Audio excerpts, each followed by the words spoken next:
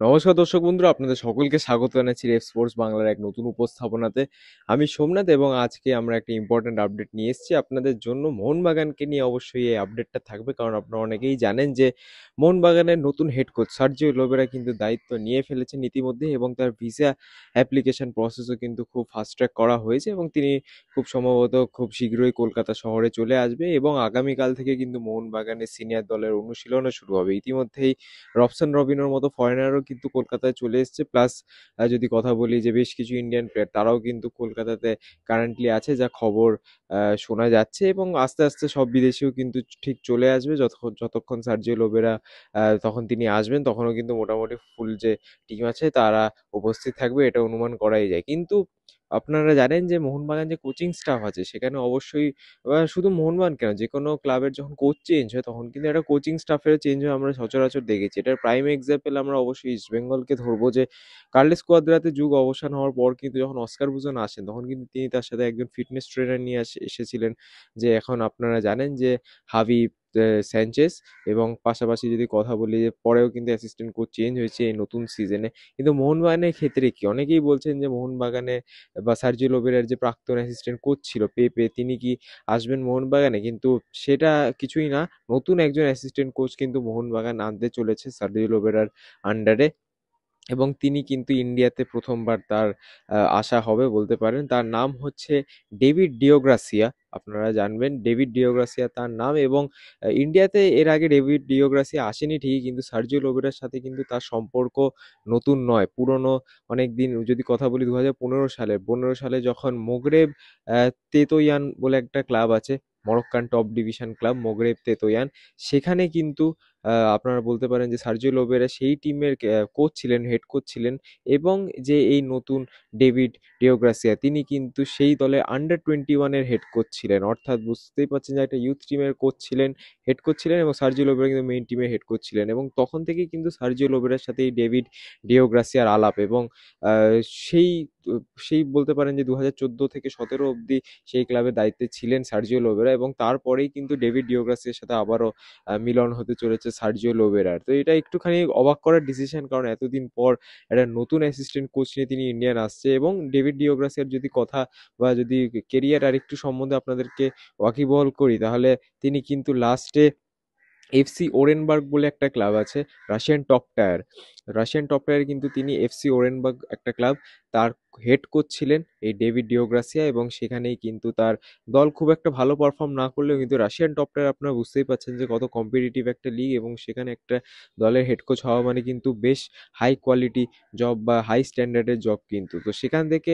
এবার তিনি আসছেন রাশিয়ার থেকে ইন্ডিয়াতে, সেখানে কিন্তু মোহনবাগানের অ্যাসিস্ট্যান্ট কোচ হিসেবে তার পদ থাকবে, এবং সার্জিও লোবেরার আন্ডারে কিন্তু তাকে মোহনবাগানের দায়িত্ব নিতে হবে। তো অবশ্যই এই ইনক্লুশন নিয়ে আপনাদেরও মতামত জানাবেন। আমরাও বললাম ডেভিড ডিওগ্রাসিয়ার বাকি কথাগুলো, বাট আরও কিছু আপডেটস আছে আপনাদের জন্য, যেরকম মোহনবাগানের যে বাকি কোচেরা আছে, গোলকিপিং কোচ হোক, ফিটনেস কোচ হোক, দুটো ফিটনেস কোচ আছে ইনফ্যাক্ট।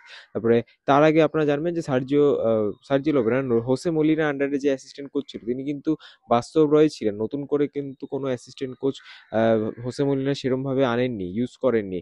তাছাড়া আমরা সেটাই বলছি যে হোসে মলিনা ছাড়া কিন্তু কোনো বলতে পারেন কোচিং স্টাফের কোনো লোককে কিন্তু বিদায় করা হচ্ছে না, বা তার সাথে কিন্তু সম্পর্ক ছিন্ন করা হচ্ছে না। সবাই কিন্তু থাকছেন, ইনক্লুডিং গোলকিপিং কোচ অ্যান্ড ফিটনেস কোচ। গোলকিপিং কোচ আপনারা অনেকেই জানেন, তার নাম ফ্রান্স মার্টিনেস, তিনি কিন্তু গোলকিপিং কোচ হিসেবেই থাকছেন। তাছাড়া সার্জিও যিনি ফিটনেস কোচ তিনিও কিন্তু মোহনবাগানের এই দায়িত্বে থাকছেন। এবং অনেকেরই একটা রিউমার বলতে পারেন, বা অনেকেরই একটা ডাউট ছিল যে মোহনবাগান কি নতুন কোনো প্লেয়ার নেবে এই ট্রান্সফার উইন্ডোতে, বা উইন্টার ট্রান্সফার উইন্ডো খুব শীঘ্রই আসছে, বা একটা নতুন টিম পেয়েছে সার্জিও লোবেরা, তার কোনো স্পেশাল প্লেয়ার লাগবে কিনা। তো এইসব রিউমার হোক বা এইসব কথোপকথনে কিন্তু আমরা সূত্র মারফত খবর নিয়েছি যে আপাতত সার্জিও লোবেরা কোনো কিন্তু প্লেয়ার লাগবে না, আমরা এইটুকুনি শুনতে পাচ্ছি। তিনি কিন্তু যে মোহনবাগানের কারেন্ট স্কোয়াডটা আছে সেইটা নিয়ে খুবই বিশ্বাসী, এবং সেই স্কোয়াডটা নিয়েই কিন্তু কাজ করতে চান। তার শুধু একটাই ডিমান্ড ছিল, সেটা হচ্ছে তার অ্যাসিস্ট্যান্ট কোচ বা অ্যাসিস্ট্যান্ট ম্যানেজার। সেই অ্যাসিস্ট্যান্ট ম্যানেজারকে কিন্তু মোহনবাগান নিয়ে আসছে একদম রাশিয়া থেকে, এবং সেখান থেকেই কিন্তু এই ডেভিড ডিওগ্রাসিয়া এবং সার্জিও সার্জিও লোবেরা তারা মোহনবাগানে কি করে সেটার দিকে কিন্তু আমাদের নজর অবশ্যই থাকবে। তাছাড়া ফরেনার ইনক্লুশন বা নতুন প্লেয়ার ইনক্লুশন এখন হবে কিনা, এখন না হওয়ার চান্স খানিকটা হলেও বেশি, পরে হবে কিনা সেটা নিয়ে অবশ্যই একটা ডাউট থেকে যাচ্ছে, কারণ প্লেয়ার অবশ্যই নিতে হবে। মোহনবাগানকে যদি সার্জিও লোবেরার যে সিস্টেম আছে সেটা যদি ফুল ফ্লেজড ভাবে বা ফুল পোটেনশিয়ালে যদি খেলতে হয় তাহলে কিন্তু একটা ফরেন মিডফিল্ডার অবশ্যই লাগবে, কিন্তু তাছাড়া আপাতত কোনো ইনক্লুশন অ্যাজ সাচ হবে না। এই ফরেন অ্যাসিস্ট্যান্ট ম্যানেজারই আসছে মোহনবাগানে, এবং তারা দুজন যখন কলকাতায় এসে পৌঁছাবে তখনই কিন্তু মোহনবাগানের প্র্যাকটিস একদম পুরো দমে শুরু হয়ে যাবে। এবং সূত্র মারফত এটাও খবরে যে কোচ মলিনা এবং তার অ্যাসিস্ট্যান্ট কোচ দুজনেই কিন্তু মোহনবাগানের যে পুরো টিমটা আছে এই পুরো টিমটাকে দেখে নিতে চাইছে একবার, প্রত্যেকটা প্লেয়ার কি পজিশনে আছে বা কি ফর্মে আছে বা কিরকম শেপে আছে সব কিন্তু তারা যাচাই করে নিতে চাইছে, এবং তারপরেই কোনো বড় ডিসিশন কিন্তু তারা নিতে পারে। এখনো যে নেবে তার কোনো সিওরিটি নেই, বাট হ্যাঁ এটাই। এবং পাশাপাশি যদি কথা বলি যে আরো একবার যদি বলি ডেভিড ডিওগ্রাসিয়ার কেরিয়ারের ব্যাপারে, তখন তিনি কিন্তু এফসি ওডেনগ্রাড বলে একটা টিম আছে রাশিয়ান টপ টিয়ারে, সেই টিমের হেড কোচ ছিলেন, এবং সেখান থেকে রাশিয়া থেকে কিন্তু এখন ভারতে তার আসার টাইম হয়েছে, এবং সেখানে কিন্তু সার্জিও লোবেরার আন্ডারে তিনি মোহনবাগানের দায়িত্ব সামলাবেন। এবং পাশাপাশি যদি কথা বলি সার্জিও লোবেরা এবং এই ডেভিড ডিওগ্রাসিয়ার কথা, তাহলে তারা কিন্তু 2015 সালে কিন্তু তারা মোগরেব তেতোয়ান বলে একটা ক্লাব ছিল, মোগরেব তেতোয়ান, এটা মরক্কান ফার্স্ট ডিভিশনের একটা ক্লাব। সেখানে সার্জিও লোবেরা আপনারা জানেন যে 2014 থেকে 17 অব্দি মরক্কান একটা ক্লাবে তিনি দায়িত্ব সামলাতে, এবং তারপরেই সেখান থেকে এফসি গোয়ায় তিনি এসছিলেন। এবং এই মোগরেব তেতোয়ানে কিন্তু আপনারা বলতে পারেন যে ডেভিড ডিওগ্রাসিয়ার সাথেই কিন্তু সার্জিও লোবেরার আলাপ, এবং সেখানেই কিন্তু তিনি তারা দুজন একসাথে কোচিং করিয়েছেন সেই ক্লাবে। তো অবশ্যই এটা একটা ভালো দিক বলতেই পারবেন, অনেক দিন পর কিন্তু দুটো কোচের মিলন হয়েছে, এবং দেখা যাক মোহনবাগানে তারা কিরকম পারফর্ম করে এবং বাগানে ফুল ফোটাতে পারে কিনা তাদের এই স্ট্রং ট্যাকটিক্স দিয়ে। যদি দুজনের ট্যাকটিক্সের কথা বলি খুবই সেম, দুজনই 4-3-3 ফরমেশনে খেলাতে পছন্দ করে, অ্যাটাকিং 4-3-3 ফরমেশনে। তো খুব একটা অবাক হওয়ার কিছু নেই যে দুটো কোচের যে বলতে পারেন যে আইডিওলজি বা কিভাবে খেলান সেটা কিন্তু, যে আপনাদের বলতে পারেন যে সিস্টেম, সেটা কিন্তু অনেকটা সেম। সেখানটাই হয়তো কোথাও না কোথাও কোচ সার্জিও লোবেরা এবং কোচ ডেভিড ডিওগ্রাসিয়া কিন্তু একসাথে আবার এসছে, এবং মোহনবাগান এই 4-3-3 ফরমেশনটি ইমপ্লিমেন্ট করার জন্য কিন্তু তাদেরকে এখন নতুন করে কাজ করতে হবে। তো অবশ্যই আমাদের নজর থাকবে সেই দিকে। আগামীকাল মোহনবাগানের প্র্যাকটিস শুরু হচ্ছে, এবং সেখান থেকে কিন্তু অবশ্যই লেটেস্ট খবর থাকবে আপনাদের জন্য। তো অবশ্যই চোখ রাখতে ভুলবেন না রেড স্পোর্টস বাংলার পর্দায়।